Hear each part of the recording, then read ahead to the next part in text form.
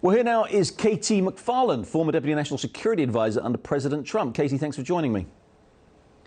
So you heard, pleasure and an honor. you may have heard there the generals defending the withdrawal, the way it was done, and saying that it wasn't, in particular, that it wasn't any kind of unconditional surrender with the Taliban. There was no negotiation with the Taliban. It was all done kind of unilaterally, if you like, by U.S. forces. What do you make of that? I was really horrified when I watched the generals yesterday and today. All they did, they're bobbing, they're weaving, they're spinning. None of it is ever their fault. Oh, everything was great. The weather, it's the fault of the weather. It's the fault of the Afghan military. It's the fault of the Afghan government. Oh, it's probably President Trump's fault, too. Look, this is a disaster. Everybody knows it's a disaster.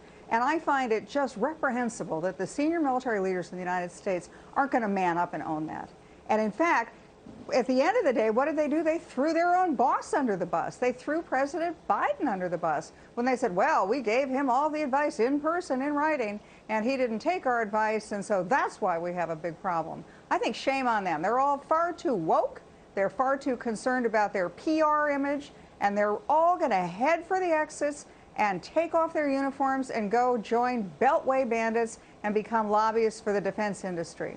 Yeah, I mean, I must say it's striking watching Republican members of Congress, both in the House today and the Senate yesterday, really going after U.S. military leaders. That kind of is a sign of the times, isn't it? You wouldn't have expected to see that perhaps over the last 20, 30, 40 years of American history.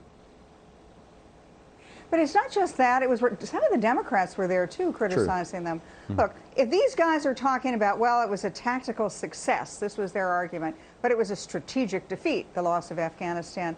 You know who these three guys were? These were the three major Afghan generals who worked their way through the Afghan war. For 20 years, they've been fighting that war. For 20 years, they've been trotting up to Capitol Hill saying, you know, just a few billion more dollars, a few thousand more troops, a little bit more time. We're going to turn the corner. We're going to succeed. We're going to prevail. And now they won't even own the defeat that they brought on the American people. I found them lacking in integrity and personal courage. And they weren't military leaders. These are just a bunch of political hacks who wear a uniform. It did look like that. Katie, final question.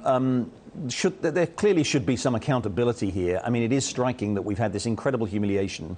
And, you know, whether it's on the military side, there have been no resignations. On the political side, Secretary of State, National Security Advisor, nobody in the organization, nobody in the political organization, the military organization, seems to be responsible for this incredible humiliation. What do you make of it? I think they believe they're going to get away with it.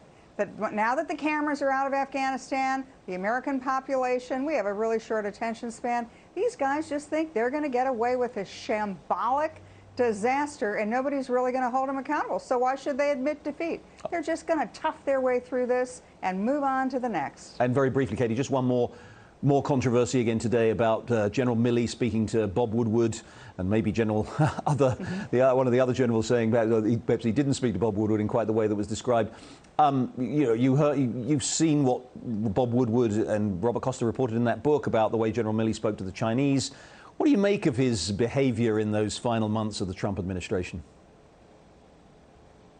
I think this was a guy who, as much as he kept saying, oh, I believe in civilian control of the military, there's a reason his nickname at the Pentagon, Jerry, is General Windsock.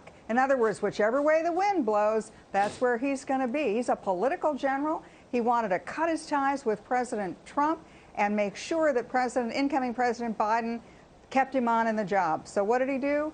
He talked to President Trump, and he talked to Bob Woodward, and he talked to President Biden. And who is he now? Oh, he's now a loyal Democrat.